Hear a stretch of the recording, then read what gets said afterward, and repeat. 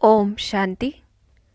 आज 26 दिसंबर 2022 की मुरली में बाबा हम बच्चों को माया रूपी रावण से युद्ध के मैदान में तैयार कर रहे हैं कि जैसे कि कोई भी युद्ध होता है तो कोच तैयार करता है कि किस प्रकार से युद्ध को जीता जाए, किस प्रकार से दूसरे से बचा जाए।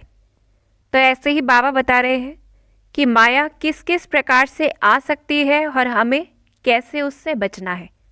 ये कहें, ऐसा हो सकता है कि माया हमारा शस्त्र ही छीन ले तो युद्ध जीतना आसान है। और शस्त्र क्या है? जो रोज़ की पढ़ाई है, मुरली है, अगर वही छूट जाए तो फिर युद्ध जीतना माया के लिए सहज हो जाएगा। इसी प्रकार से माया हमें कोई उल्टी सुल्टी बात सुनाए, कहीं और बातों में फंसा दे तो उसके लिए वो युद्ध जीतना सहज हो जाएगा। तो ऐसे बाबा हमें अलर्ट कर रहे हैं कि माया कैसे कैसे आ सकती है और किस प्रकार से हमें उसे हराना है, क्योंकि बाबा को ख्याल रहता है कि माया कहीं बच्चों को मार न डाले या बीमार न कर दे। तो इसलिए बाबा सावधान करते। पहला तो देह अभिमान। अगर देह अभिमान आता है तो बीमार हो जाते हैं, रोगी हो जाते हैं और फिर मर जाते हैं कि ज्ञान से ही मर जाएंगे। तो अटेंशन देना है। दूसरा बाबा ने क्या कहा कि किस प्रकार से विघ्न आता है कि किसी भी देहधारी या 5 तत्वों के शरीर के बुत से अगर उसे याद करते हैं, अगर उससे प्यार है, अगर उससे दोस्ती हो जाती है तो बाबा कहते हैं ऐसा नहीं करना और पढ़ाई पर पूरा ध्यान देना है। अब इसमें ऐसा नहीं है कि बाबा कोई पुरुष स्त्री की बात नहीं कर रहे, सिर्फ कोई भी देहधारी।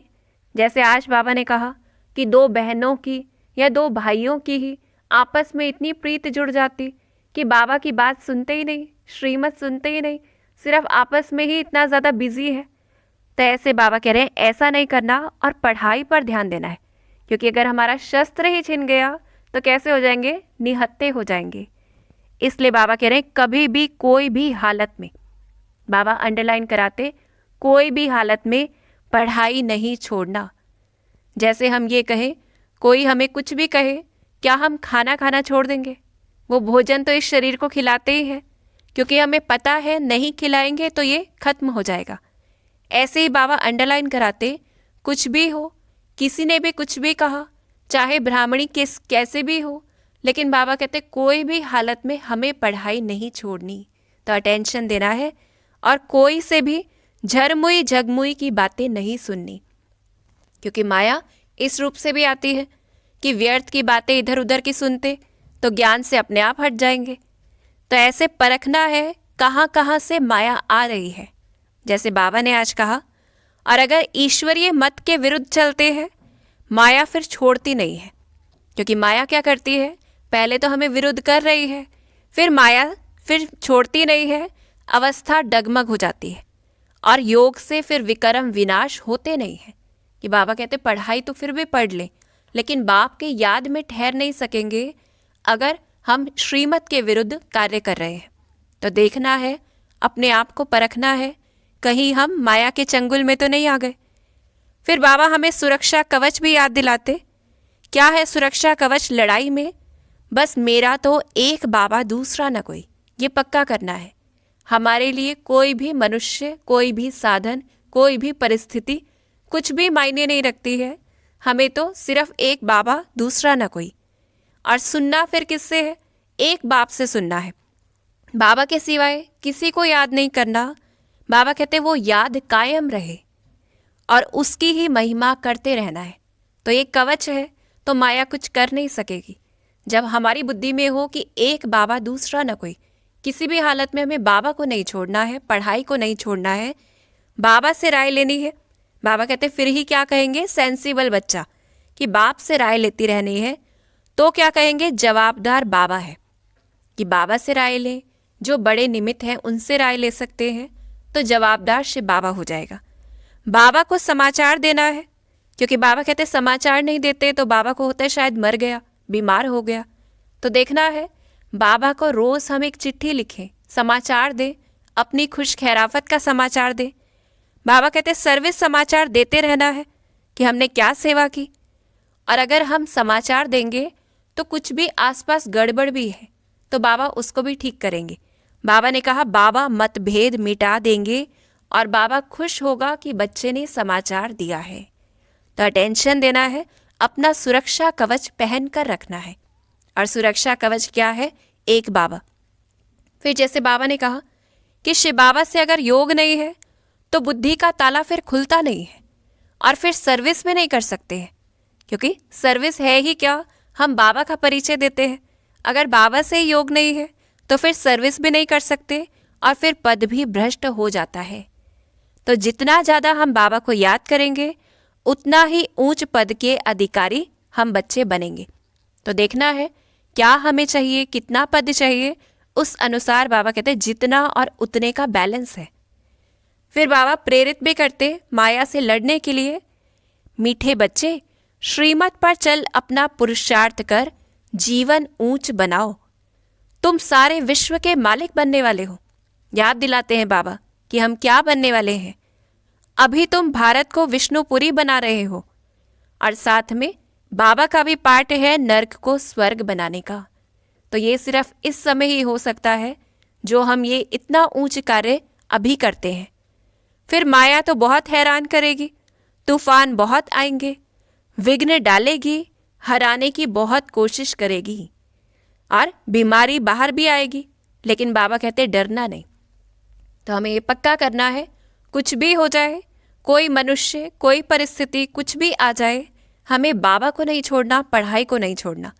इसलिए बाबा कह रहे हैं डरना नहीं है। तो ऐसे ही बाबा कहते हैं नहीं तो युद्ध किस चीज़ की, क्योंकि विश्व का मालिक बनना कोई कम बात है क्या।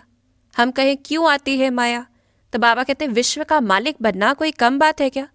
तो गफलत नहीं करनी है। पढ़ाई में इम्तिहान के टाइम बहुत मेहनत करते हैं, तो हमारा कौन सा टाइम चल रहा है? इम्तिहान का टाइम चल रहा है। बाबा कहते तुम भी करो और माया जीते जगत जीत, कि इस माया को जितना हम जीतते जाएंगे जगत जीत बनेंगे। और इसी प्रकार से बाबा फिर कहते कि हमें खुशी रहनी चाहिए। किस चीज़ की? कि बाप कहते हैं मैं बच्चों के आगे प्रत्यक्ष होता हूँ, कि इस समय स्वयं भगवान हम बच्चों के सामने ही प्रत्यक्ष होते हैं। तो दिल में निश्चय है कि बेहद का सब आत्माओं का बाप आया हुआ है और हम उसके सामने हैं। तो ऐसे हम देखें कि कौन है हमारा साथी। बाप बेहद का वर्षा देते हैं, कल्प कल्प ऐसे ही समझाते हैं और वर्षा देते हैं। जैसे कल अव्यक्त मुरली में बाबा ने बार बार पक्का कराया कि साथी कौन है, और जब वो साथी है तो कोई भी मुश्किल, कोई भी असंभव चीज़ ठहर ही नहीं सकती। तो याद रखना है हमारा साथी कौन है। अब बाबा रिजल्ट सुनाते हैं धर्मराज रूप में, कि क्योंकि बाबा ने तो हम बच्चों को तैयार किया, बाबा ने हमें सर्व हथियार दिए ज्ञान के, फिर भी नहीं करते तो जो ब्राह्मण बनकर पूरा पुरुषार्थ करेंगे वो देवता बनेंगे, कि जितना पुरुषार्थ उतना देवता बनते जाएंगे।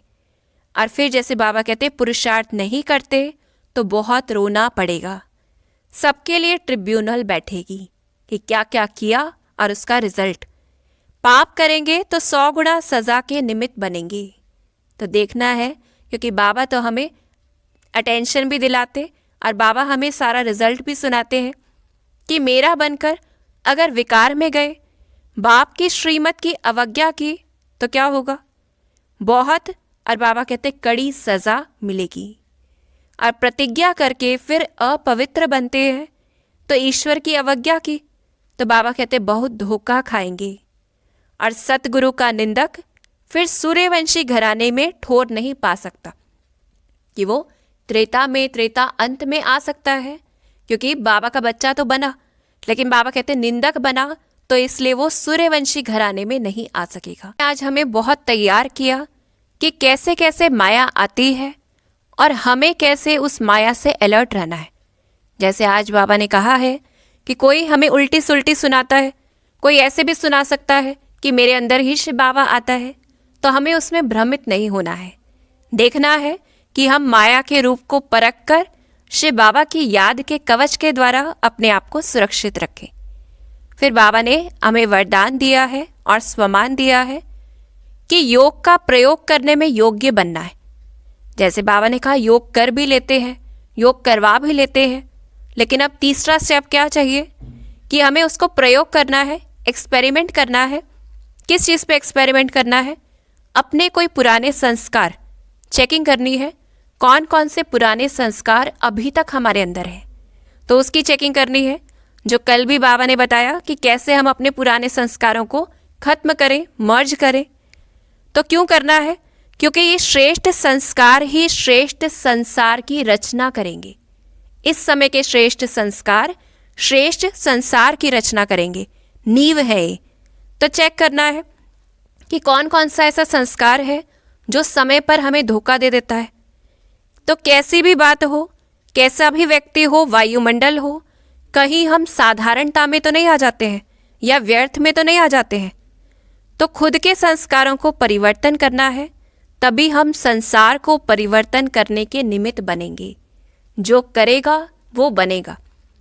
और स्वमान बाबा ने दिया है कि मैं आत्मा स्वभाव इजी और पुरुषार्थ पे अटेंशन द्वारा नंबर आगे लेने वाली आत्मा हूँ। कि हमारा नंबर आगे किस आधार पर होगा कि स्वभाव को सरल रखना है, कि छोटी मोटी बातें होती हैं, कुछ भी होती हैं, नाराज नहीं, ईर्ष्या नहीं, किसी भी रूप से सरल रहना है। और जैसे बाबा ने कहा पुरुषार्थ पर अटेंशन देना है, स्व पुरुषार्थ पर अटेंशन देना है, तो नंबर आगे आ जाएगा। तो आज हम विशेष अटेंशन देखें हमारे कौन कौन से ऐसे संस्कार हैं जो अभी तक बचे हुए हैं। माया के रूप को परख कर हमें विजयी बनना है। ओम शांति।